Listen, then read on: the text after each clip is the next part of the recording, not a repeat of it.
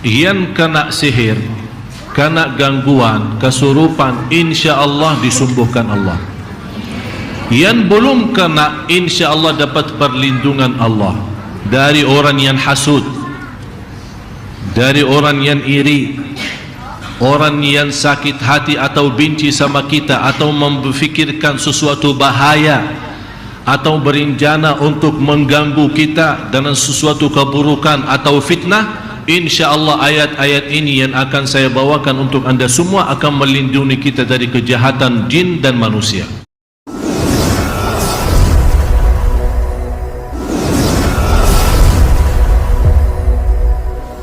Ayat dan doa-doa yang dibacakan yang kena sihir, kena gangguan, kesurupan, insya-Allah disembuhkan Allah.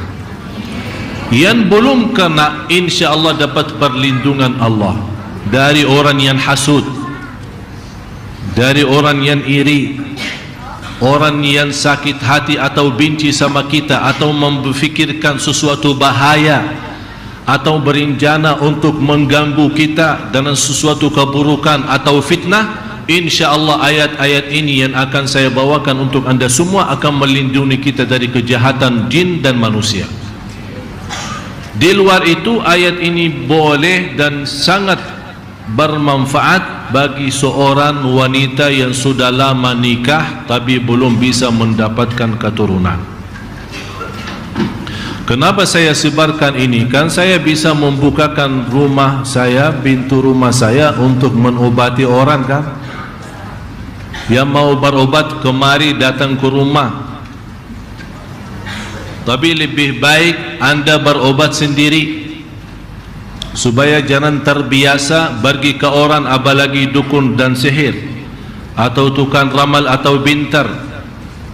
Dan alhamdulillah, malah na'udzubillah, sekarang jauh lebih mudah, tak usah datangi mereka, bisa lewat SMS, beres urusannya.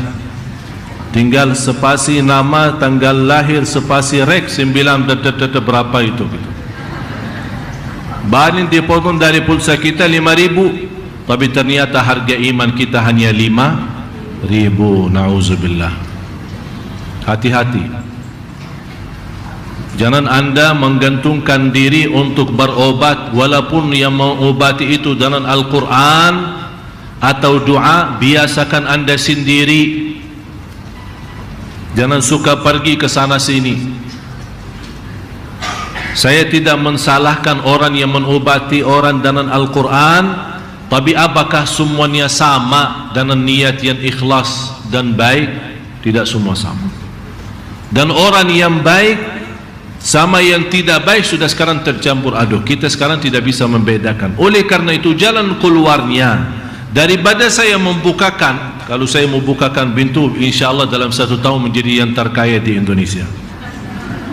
Ya tinggal masuk, dibacain beberapa ayat, bayar sekian, udah selesai, beres kan. Tapi mau bagaimana? Apakah itu hal yang baik menggantungkan masyarakat Indonesia kepada saya supaya bisa memiliki keyakinan kalau saya berobat di sana di rumah Syekh Ali insyaAllah sembuh? Ya kenapa? Kenapa sampai seperti itu? Yang insyaAllah obat yang saya bagikan mulai hari ini, ayat kesembuhan dari segala penyakit, kemudian ayat rizki, ayat ketenangan kalau anda lagi stres atau punya masalah dalam hati sampai anda tidak bisa tenang dalam rumah tangga atau dalam urusan yang lain, ada ayatnya. Apalagi ayat perlindungan dari segala keburukan dan kejahatan yang juga akan menselamatkan kita di dunia dan di akhirat. Alhamdulillah Bapak Ibu, semuanya ada di dalam Al-Quran. Allah menurunkan Al-Quran untuk dipakai, bukan untuk disimpan. Dipakai artinya diamalkan, bisa menjadi obat, bisa menyembuhkan, bisa memberikan petunjuk, bisa memberikan taufik, bisa memberikan hajat kita, memudahkan urusan kita. Al-Quran untuk segala sesuatu. Al-Quran bukan hanya Allah turunkan untuk menjadi berkah saja, tapi Al-Quran untuk dibaca, Al-Quran untuk dipelajari, Al-Quran untuk dihayati, diamalkan. Dan barang siapa yang membaca Al-Quran dan nawaitu taufiq, dapat taufiq. Bunya hajat, dapat hajatnya. Nawaitu sumbuh, sumbuh. Nawaitu apa saja Allah akan berikan. Al-Quran itu sangat dahsyat. Tapi karena kita manusia, walaupun umat Nabi Muhammad sallallahu alaihi wasallam yang namanya ummatul Quran, yang semestinya lebih banyak memperhatikan Al-Quran, karena kita umat Iqra. Ayat pertama turun apa? Iqra. Apa yang Iqra? Iqra bismi rabbikal ladzi khalaq. Bacalah. Apa yang dibaca? Al-Quran. Untuk apa? Sesuai niat kita. Jadi jamaah sekalian, pelajaran yang kita belajari malam ini maupun malam minggu depan insyaAllah, mudah-mudahan semua panjang umur, sehat walafiat, yang saya harapkan anda selalu menggantungkan diri dengan kalamullah. Tak usah tunggu lagi seorang siapapun, itu kiai, itu syekh, itu habib, itu siapa-siapa. Tak usah tunggu-tunggu. Anda punya Allah, dan kita berdoa kepada Allah tidak perlu lewat siapa-siapa. Jemaah sekalian yang dimuliakan Allah Subhanahu wa taala, 7 ayat yang dinamakan As-Sab'ul Munjiyat. As-Sab'ul Al-Munjiyat. Munjiyat artinya perlindungan yang memberikan keselamatan.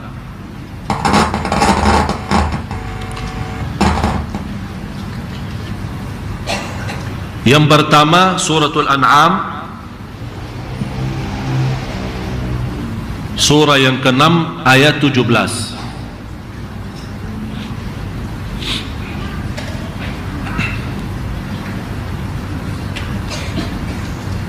Saya tidak akan bacakan ayat-ayatnya satu persatu, tapi anda sendiri catat nomor ayatnya, nomor surahnya.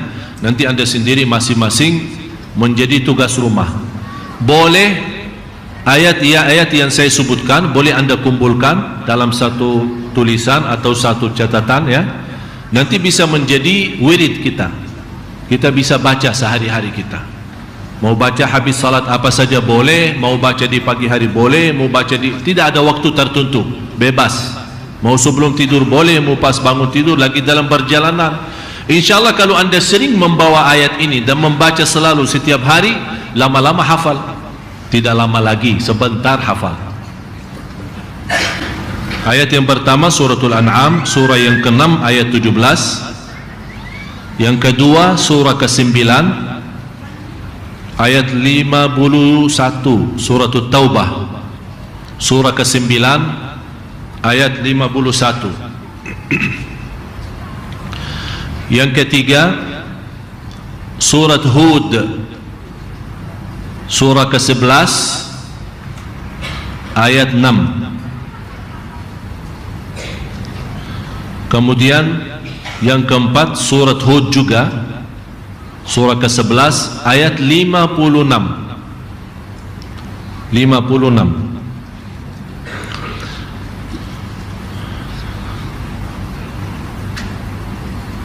Kemudian yang kelima suratul Ankabut, surah 29 ayat 60. Surah 29 ayat 60. Kemudian suratul Ankabut juga menjadi ayat yang ke-6 adalah ayat 61. Surah Al-Ankabut 61. Jadi suratul Ankabut ada 2 dan surat Hud ada 2. Surat Hud ayat 6 sama 56, suratul Ankabut ayat 60 dan 61. Yang terakhir yang ke-7 surat Fatir, surah 35 ayat 2. Namanya As-Sab'ul Munjiyat. Sab'u 7, Sab'ah 7. Al-Munjiyat yang melamatkan dari segala bahaya, yang akan terjamin insyaAllah keselamatan.